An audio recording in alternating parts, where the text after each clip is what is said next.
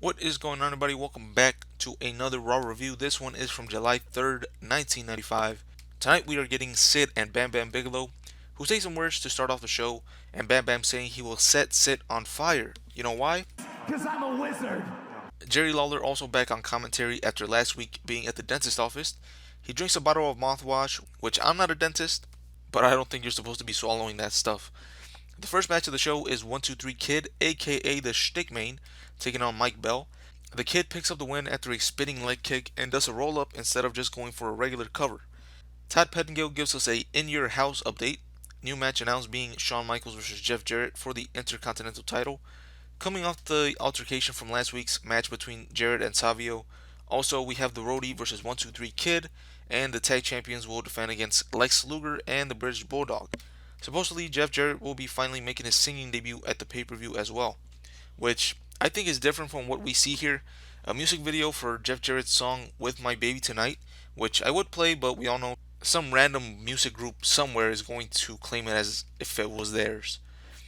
I like to play this for a non wrestling fan who listens to country music and asks for their honest opinion. I don't know. It sounds like a good song, but I'm not an expert. They play the whole music video here, and after almost 2 years, Jeff finally delivers on him being a musician. Before this, we would get teases, but we were never really sure. Talk about long term storytelling. So we get the With My Baby Tonight music video here, and at the pay per view, Jeff Jarrett is going to be making his live singing debut, I guess. Next up, we have Bob Holly versus the Brooklyn Brawler. Holly picks up the win with a crossbody from the top rope. Holly and Kid look to be going separate ways, which is fine for the Kid, but without a teammate, what does Bob Holly do? I wouldn't say he's over right now. He kind of lost a lot of the momentum that he. I don't think you would say he had momentum, but when he was with the Kid, I would say he was a little bit over. But now by himself, he doesn't really, get the same crowd reactions. Then we see footage of a Superstars taping where Adam Bomb, yes, Adam Bomb is still in the WWF. He gets slopped by Henry Godwinn. So that's also going on in the world of the WWF. And speaking of, Henry Godwinn comes out to take on the great Barry Horowitz. He's still recovering from a concussion and a torn ACL, but of course, you won't hear Barry complain, and it's going to tough it out even with WWF forcing him to compete with these injuries.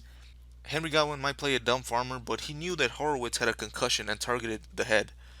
Barry doing something that he doesn't do often. He makes a mistake, he forgets that he has a concussion, and he headbutts Godwin. This stuns him and allows Henry to take advantage and hit him with a slap drop, picking up the win and injuring Barry even more.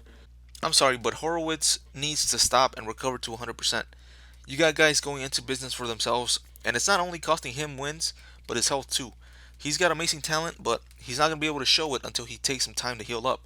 The conspiracy against Barry Horowitz continues here. All we can do is hope for Barry Horowitz. Next up, we get the Bigelow versus Sid match. Godwin stayed ringside while Sid made his entrance. Then, when Bigelow came out, Henry Godwin didn't let him pass and started attacking him, but Bam Bam got the upper hand and sent Godwin packing. Bam Bam got in the ring and they used all the pyro budget for his entrance. Last week they gave all the pyro budget to Shawn Michaels, and this week they give it all to Bam Bam Bigelow. Ted DiBiase tries to distract Bigelow, but it doesn't work. This allows Bam Bam to hit a DDT and signals for the top rope headbutt. DiBiase meets him on the apron, and the dumb babyface stops what he's doing and goes after the manager. This time it works and Sid takes control. Bam Bam catches a boot from Sid after missing an enziguri. Bigelow gets Sid up in the electric chair and drops him after a commercial, which was pretty impressive. Both guys go back and forth for a while, exchanging moves. Bigelow goes to the top of the ropes, but DiBiase distracts the ref, and Henry Godwin comes running back out and knocks Bigelow off the top, which, who cares about DiBiase? Hit the flying headbutt and then worry about the ref. But instead, Bam Bam fell to his face, and Sid covered him for the win. After the match, Sid picked up Bigelow and hit the power bomb. No sign of Diesel this time, so that partnership is over for now, unless he wasn't at the show, because Diesel is seen in some pre-recorded footage at an event along with Aldo Montoya and the Caribbean legend Savio Vega. So one, Diesel was busy, that's why he didn't come out to help Bigelow, and two, what the fuck? Caribbean legend? I didn't say that. That's what they said on the show. Caribbean legend, Savio Vega. You might be thinking I'm trolling. Like, who is Savio Vega? Why is he being treated like the greatest superstar to ever come into the WWF? So yeah, Bam Bam Bigelow gets taken out by Sid, and nobody comes out to help him. So next up, we have Waylon Mercy making his debut, and he's taking on Jeff Hardy. Waylon comes out to no reaction. He looks pretty rough too. I'm not talking about like in the ring. I mean more his look. For someone making his debut, he looks more like he's about to retire and collect his social security benefits. Waylon covers Jeff a couple times, but he doesn't end the match. He keeps, stopping the count. He hits a nice brainbuster, which could have been it, but instead applies the sleeper hold, and Jeff passes out. He shakes the referee's hand and has now become the poster child or poster senior citizen of creeps. Next up, Jerry Lawler back at Isaac Yankum's office with a couple of kids, tells the kids that Brett will pay for what he did to him at the King of the Ring, and we see a man run out holding a cloth over his mouth in pain. Dr. Yankum comes out and asks who's next while he smiles. And you can see that Dr. Yankum has the worst smile, worst teeth ever. And that's supposed to be the joke. Do you get it? No, seriously, do you get it? Because I don't. Shouldn't a guy who is touted as the greatest dentist have great teeth? And also, wouldn't his clients all have positive experiences going to his office?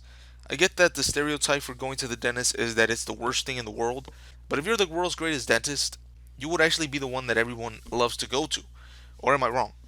But yeah, we get our first look at Dr. Yankum. Hopefully, this goes by quick and painless, unlike a trip to the dentist.